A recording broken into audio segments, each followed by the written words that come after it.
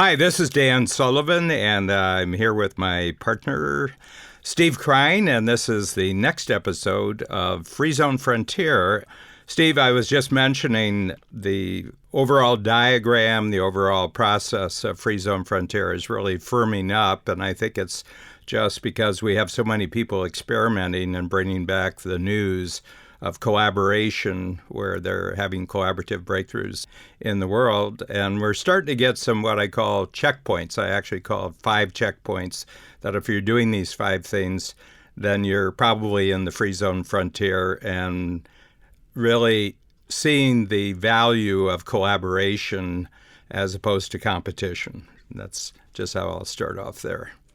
Well, first of all, great to always be here, Dan, to kind of step back and discuss what I think is really immersed all of us in the Free Zone Frontier program into this discussion about how to make sure that you build up the muscles to operate in the future, much more than the present or even worse so the past.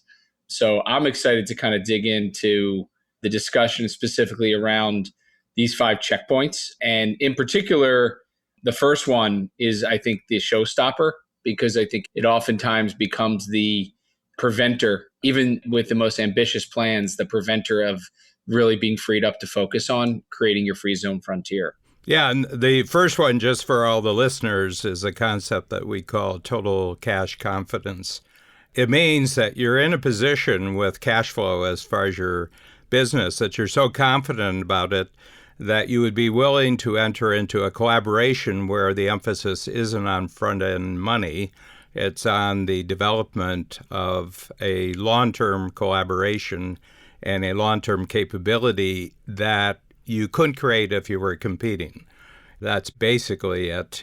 Steve, I think probably we should each give an example from what each of us is doing, because I'm creating, as part of Strategic Coach, I'm creating the Free Zone Frontier as an elite group of people who have really advanced. But the first thing you have to even be in the conversation is you have to have cash flow confidence. Tell me what that does for you, because you've always been good about that. I mean, ever since I first met you, you've always had a healthy respect for that. If you want to be creative and you want to be innovative, you've got to make sure you're not worried about the cash flow. Yeah, it's interesting because I think there's probably 2 elements to what really cash flow confidence means to me, because one of the aspects is how many different ways do you generate money or revenue or cash flow? And when I say how many ways, is that I think a lot of entrepreneurs, especially either just starting out or not really kind of growing fast, which ultimately ends up being like you've got like 3 or 4 different things pulling at your business model or revenue stream model. And therefore you're kind of distracted by not being able to focus on one, but trying to play a little bit of a whack-a-mole with each of the different revenue streams that make up your cash confidence. So one of them is just the idea of how many business models do you have that you're either trying to focus on or struggling to focus on. So that's kind of one part of it. And I want to dig into that because I think what you call monogamy with one business model is a very unique way of approaching it. A lot of businesses are told about diversification and other things. And I think you're counterintuitively saying, the more monogamous you can be with one, the better that one becomes, but you have to be willing to and be confident enough to let the other ones go.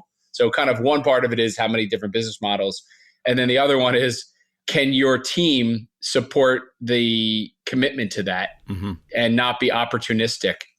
And sometimes it's the entrepreneur and sometimes it's the team always bringing opportunities to fight your commitment to that business model and that revenue stream. And so I found there to be a tremendous amount of clarity just coming from that notion of making a decision to be committed to one business model and making sure that not only is the team committed, but you're resisting all temptation to divert from that focus. Well, I just had an idea. Hi, Lee, are you here? Yes, can you hear me? We can, yes. Hi, Lee. Good morning. Great to see you again this week. Yeah. So great to see you. I'm back in Beverly Hills. Oh, good. So we're recording now, Lee. Yeah. Already in process, talking about cash flow confidence. Sorry, Dan. Okay. So Steve and I were just talking about what I'm calling now the Free Zone 5, which is the 5 checkpoints for putting yourself into the free zone frontier where you don't have competition in the value creation that you're actually creating. You're doing something that competitors can't see. And one of the reasons is very few of your competitors have cash flow confidence. And I know you've put a big emphasis on this, Lee. And I think we've talked about it probably 5 or 6 times over the last year of how you've really made sure that there's a solid foundation of cash that really frees you up to look into new opportunities, to develop new collaborations. And I just like to talk about when that really became a crucial step for you. Well, it's been a crucial step for me for many, many years. I've always had a goal of a certain amount that I wanted to have in cash flow for me to manage everything. And what happened was when I was selling one of my businesses that generated a 6-figure extra cash flow for me each month, I realized I had to replace it with other income streams right away because I was already used to that. And so that's when royalties came into play. Yeah. We're going to go around and we're going to talk about each of us in regard to the Free Zone 5. So we're just talking about the very definition of cash flow confidence and also what Steve brought up, and I hadn't really seen it as clearly as he stated it. One of the aspects of not having cash flow confidence is that you have different business models that you're dividing your time among. And inside your company, you actually have competition for attention among the different business models. Okay, so it's one thing to have competition out in the marketplace with your business, but it's another thing inside your business to actually have competition for your attention, and I'm sure for resources and who gets favored. Well, luckily that didn't happen that much. I have self-managed companies. I mean, I had more than 50 trips last year. If they were counting on me for anything, they didn't see me very often. So one of the beauties is that I set up teams to be successful on their own and they report back to me what's going on. And I just pipe in as a visionary more than anything. Sometimes I give them things that we've done in the past. Sometimes I allow them to do things on their own, but they're mostly just checking in with me at this point. Yeah.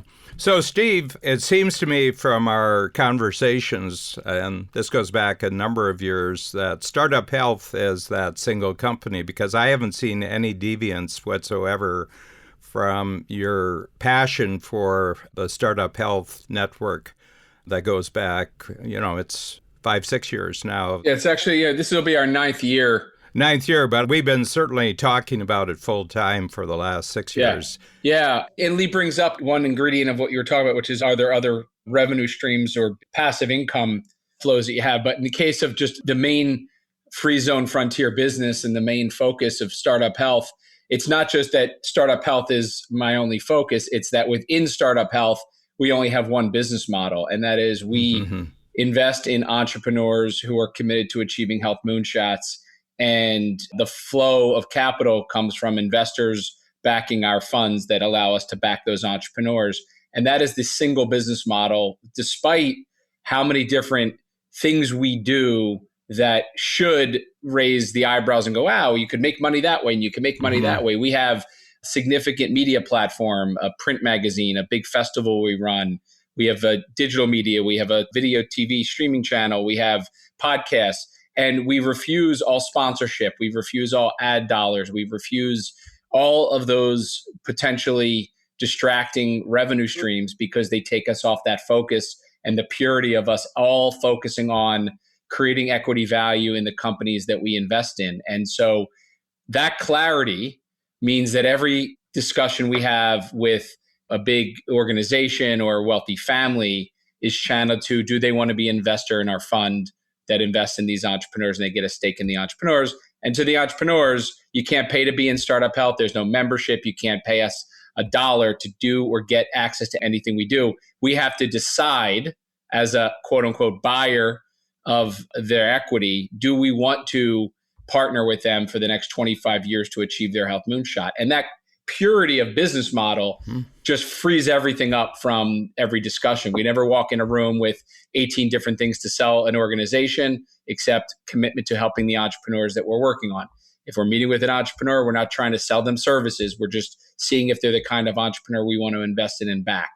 So that is not just a statement to do, but it's a daily exercise in restraint and commitment across the team to not allow the distracting opportunities of the day deviate us off the idea of every quarter selecting the 15 to 20 entrepreneurs we're going to invest in, like we have for the last 8 years. Every quarter, that's how we have 320 plus investments. And every quarter that's going to grow because we never deviate from that. Yeah. I love it. I love that. And Gary's 100% focused on holistic veterinary medicine. He's the exact same as you. He is 100% in 100% holistic medicine for animals. And that is all he does. Yeah. Period. He speaks because he's advancing the industry. He creates products because he's advancing the industry. 100% of what he does is in holistic veterinary medicine. That is his love. That is his joy. I'm the multiplier for what he does. Yeah. Tell everybody who he is, by the way, for those listening who don't know who Gary is. Gary is Dr. Gary Richter. He's a graduate from the University of Florida in veterinary medicine, graduated in 1998, and basically has been focused on holistic medicine and integrative medicine in the San Francisco Bay Area ever since. Yes, and I should mention that you're married to him. I am married to him. I've known him since he was in high school, through 10 years of college. This has been his one and only focus his entire life. There wasn't even a plan B if he did not get in vet school. It was only one plan and all he's ever been focused on. And my joy is helping to bring him and his genius to the planet and what he's passionate about. 2017 in September, he won Practitioner of the Year in Integrative Medicine from the Holistic Veterinary Conference. They picked him as the Practitioner of the Year. And what he's been doing is going around to general practice conferences and talking about the things that he's doing in integrative medicine. Only one focus. I'm just going to relate something that has really emerged over the last month, and actually the connection between Lee and also Steve. And about a year ago, and you were there, Lee, this was at our summit in Chicago for Free Zone Frontier, and I was just going through a particular exercise, and we were just chatting at the end of the summit. And I said, it strikes me, Steve, that you are creating the world's first purely entrepreneurial R&D lab. Yes. That's going to produce an enormous number of innovations in healthcare around the world. And I can't see how anyone else could do this unless they had the structure and the focus that you had. And I know I planted a seed there. Yeah. Like a dog with a bone here with this one, because once I latch onto something like this, I'll never give you any peace until you tell me whether I'm correct there and whether that framework has actually guided any of your thinking over the last year. Well, I mean, it hasn't. It's funny because sometimes we're so close to our business and we have our own thinking around how to describe it. And so when somebody else finds I think a simpler way, because I know you're a simplifier way to describe it, I think still draws to the core of what that, single business model is, which is we believe that entrepreneurs, specifically the entrepreneurial mindset and the unique characteristics of how an entrepreneur who is aiming to transform health is thinking, an entrepreneurial mindset and entrepreneurs are going to be the ones that help really usher in a transformation of healthcare so we can, end cancer and cure disease and bring access to care to everyone in the world, but doing it by collaboration between entrepreneurs and clinicians or entrepreneurs and researchers or entrepreneurs and other experts that team up to really focus on making meaningful impact. And so our fundamental belief is that it's not going to happen with any one organization or any one person. It's going to happen through a massive global collaboration between thousands of entrepreneurs, all connected together in a single community. Even though they're independently working, they're significantly collaborating towards achieving the health moonshot. And the part of the business model that I think really gives rise to even, what I was talking about a few minutes ago around why it's so important to focus is in order to allow them to experiment and learn and grow, you have to be willing to be not only long-term partners with them, but thinking of them as collaborators, not employees, nor, by the way, research projects just to research and figure it out, but actually bring it to the commercialization, completion, and bring it to market. And so, I think this idea that we've got 320 companies from 25 countries, that's 500-600 entrepreneurs. A lot of them are partnered up together, working every day on these 25-year transformations in their own specific area. And no different than Gary is committed in his veterinary practice is doing it with animals. I think the idea of an individual, especially with the right mindset, committed to that long-term impact, I think the idea is how do we continue to support them and be a hero to them every day? But that was a very helpful kind of simplification of what we're doing, Dan. Yeah, and I see it that way. And when you're not around, that's how I describe you. So I just want to let you know whether I should describe me that way more, because I'm constantly reminded every time I talk to you, and then I go away and I don't. And I got to keep doing it. Yeah.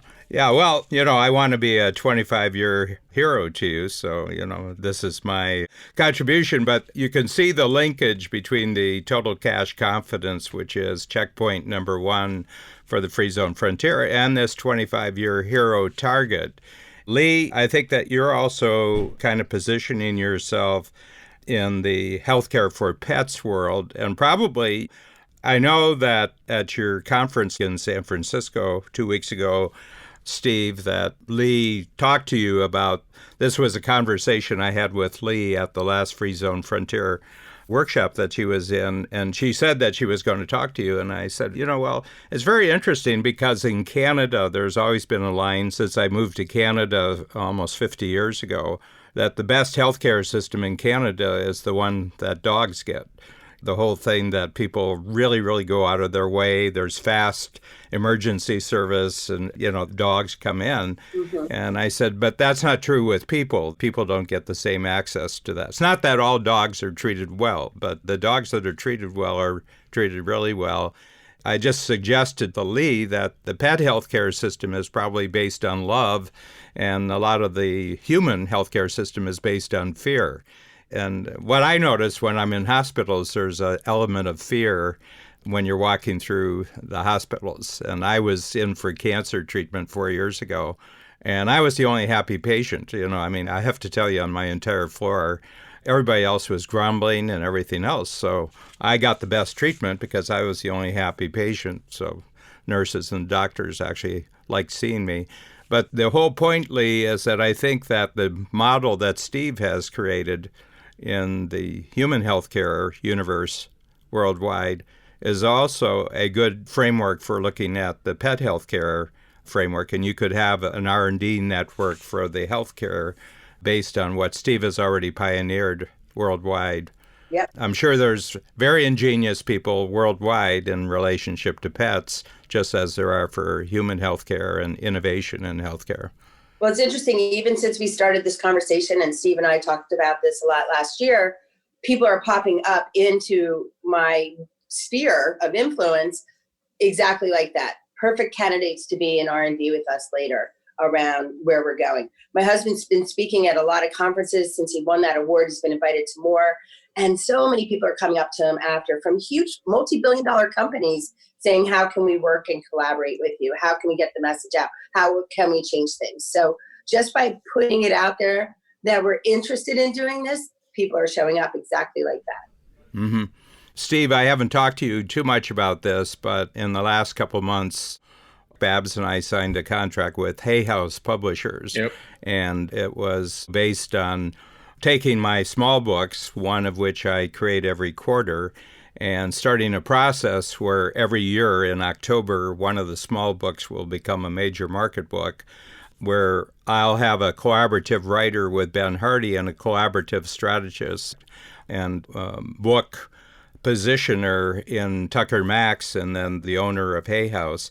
All three were very excited, but what really locked it in is that I have total cash confidence about this. So all the money that the books make, if we have 10 bestsellers in 10 years, every penny that's made from that book success stays on their side of the line. And the reason is because I want the book to put new registrations into Strategic Coach. And it was so funny because when I bring up that topic, and they said, well, why didn't you take part of the money? Right. And I said, let's just walk this through. I said, what money are you talking about? I said, there was no money.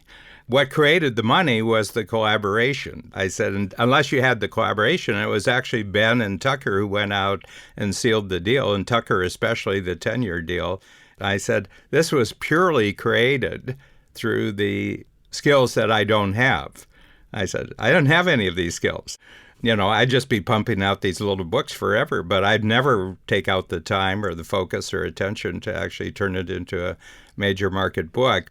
What really sealed the deal, and we were talking, that all four of us, and that would be Ben and Tucker and Reed Tracy, who's the owner of Hay House, were all totally committed to the entrepreneurial reader around the world. This is the passion that we all have. We have easily a 25-year commitment, so there's nothing to distract us or to disrupt us during this. Oh, we should take the book and make it for the corporate market, or we should take the book and make it for the foundational market. This should be a general market. And we're very, very clear that the reader of this is entrepreneurial and, is either an aspiring entrepreneur or it's someone who's a very successful entrepreneur that wants to get better. Yeah. So putting two things together, I have cash flow confidence, so I can do that because I know how to make money on my side. I don't need any money from the outside. But the other thing is that everybody in the collaboration is totally committed to this 25-year vision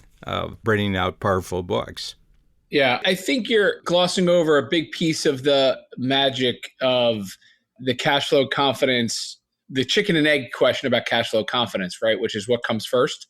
Your actions, let's just pretend for a second that you didn't have the actual cash flow, but you had the confidence to be cash flow confident. Okay. Mm-hmm. The idea being you kind of just believe and know in your gut it's going to emerge. The more you focus on it, the more it becomes true. Your ability to say, I only make money one way, which is putting entrepreneurs in seats in my program. And if everything I do in my collaborations, like this one you just described, ends up putting entrepreneurs into your program, you make plenty of money. Mm-hmm. But a lot of people, and this is one of those, and I've heard this just as back channel discussions when people talk about cash flow confidence, is like, oh yeah, it must be nice to be able to think that way or be freed up to think that way. And so I don't think it necessarily is once you achieve a certain thing, you have cash flow confidence. I think you can start with a commitment to the focus of one business model and create cash flow confidence as a result of that commitment. And so there's an element of your 4 C's that go into, I think, being able to say you're cash flow confident, because a lot of people will put the excuse in front of being cash flow confident as I'm not, so I can't be. Mm-hmm. Yeah. Can you talk a little bit about that process as it relates to the 4 C's? Because I think the commitment piece. Yeah. The whole point, and Tucker actually pointed this out because I had just met him through Ben, because Ben was already hiring Tucker for his own books. We happened to be at Genius Network, and Ben and Tucker and Reed Tracy were there because Joe was putting on a whole event one afternoon about publishing and how to think about entrepreneurs actually getting books and having them published and actually have the books make a difference. And Tucker said, you're the weirdest person I've ever dealt with. He says, most people write a book so that they can be famous so they could create a system like yours. He said, you've already created the system. The system is just waiting there for 1 million book readers to actually know where they can go to actually practice this. And my sense is that all of us have done this. And I'd like each of you, Steve and you and Lee, to actually talk about this. You already had the goods before other people knew how good you were. Yeah, I'll let Lee talk first on this, because I think you're bringing up an interesting point about that chicken and egg. Yeah. What comes first there, having the goods and not. But before there's even goods, there is conviction and belief in your own unique ability and getting excited and fascinated about the future that I think even precedes it. And the reason I bring it up is because I work with obviously a lot of early stage entrepreneurs who are creating something out of nothing. Mm-hmm. Yeah. And I believe that a lot of the things you talk about in your 5 points of free zone frontiering has very little to do with having it all in place as much as wanting it all in place. Yeah. Yeah. Lee, go ahead, because, we have the 4 C's. Namely, you got to be committed before you can have any courage. And then you have courage plus commitment. And that actually creates the capability. And what you get as a reward for that is much higher confidence for another jump in the future. So just talk about that, because it seems to me from your description of how you've operated before I met you that you had really put a lot of emphasis on actually creating a great system that stood on its own. Well, thank you. Well, I worked in finance for 14 years. I got my Series 7 and worked in finance, and I got my first experience in the financial world, working with Merrill Lynch, working with clients, looking at business plans and helping other entrepreneurs. So after 14 years of that, then my husband and I moved to the Bay Area. We bought a general practice that had already been in business for 40 years. It was $1 million investment at the time, 3,500 current clients. You fast forward to when I sold the business, we had 25,000 current clients. So that's the part of the multiplier. I was doing it in a 15-mile radius of how to help people. Well, during that tenure is when my husband discovered holistic medicine. Mm-hmm. Ironically, we published a book with Hay House in 2017 with Reed Tracy. So I've worked with him for years. We're working on a second book now. And he is phenomenal. His team is phenomenal. And that's a great multiplier for us. He brought us out to the world. Why pay attention to holistic medicine? And from that, I then created a collaborative partnership that started bringing out holistic products to animals. And that's where the Cash Confidence came in.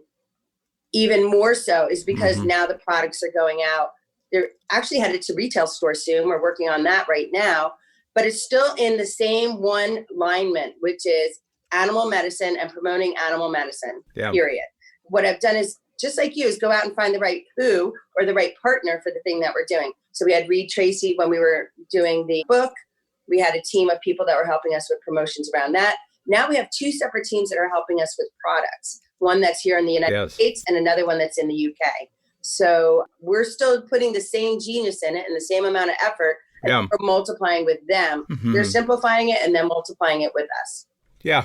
Well, Steve, back to your comment, because again, what Lee just said is that they had a lot of goods before people discovered that they were good. And I would say the same thing with you, because our relationship goes back 23 years. I mean, first of all, you were new to the program, to a new business, but you were uniquely successful in a way of having a cash foundation that allowed you to explore a lot of different things. And I remember the transition when you started talking about, there's not much knowledge out there about health. It seems to be a very, very disorganized kind of world. And this brings back the point that you have taken an enormous amount of complexity and simplified it in the whole different aspects and the different impacts of startup health. But we're talking about players here. We're not talking about would-be players. We're not talking about wannabe players. But having said that, if you are a wannabe player and a would-be player, and you know that this model exists, it actually simplifies your life enormously on what parts of your entrepreneurial progress to focus on first. And I think cash flow confidence is the first thing that you have to focus on. If you kind of boil it down to each of these pieces, cash flow confidence, and the reason I brought up that chicken and egg is I could take an entrepreneur who's trying to figure out their business model because they're just getting started and use the same idea of one business model, the focus, make sure that it's the kind of business model you're going to want to be committed to for the next couple of decades, that it's going to make sense in terms of sustainability and scalability, and it's going to be the kind of thing that's going to kind of endlessly both fascinate and motivate you. But it also, at the end of the day, has to allow you to be freed up to keep laying the tracks in front of you. So just for purposes of kind of bringing all of the 5 pieces together of the Free Zone 5, the cash flow confidence and the hero target go together, right? The idea that if you're confident about your cash, or you are committed to being confident about your cash by focusing on one business model, and you know who you want to be a hero to and that 25-year target, then what's interesting is that all of the things that you need to actually make that happen can be figured out what comes from you and what you can do to help those, in my case, entrepreneurs who are trying to achieve health moonshots, for others who have a different target they want to be a hero to. But I think the 360 DOS, the simplifier, multiplier, and the collaboration model that you outlined. Why don't we take a break here and then just pick it up on the next podcast? If the conversation is rich, we can break it up. And I think it's been really rich right now. I think there's a lot of very, very interesting talks about this. This is a marriage, a marketplace marriage that we're talking about. And all the rules that make a successful marriage between two people also apply to a marketplace marriage that we're talking about. You got to have good finances, you got to have total commitment. And then there's a constant exploration of what's possible in growing the relationship over a lifetime. And so I'd like to just end there. And Lee, are you good for another one with us? Absolutely. I'm all yours. Okay, good. And we'll pick it up on the other side.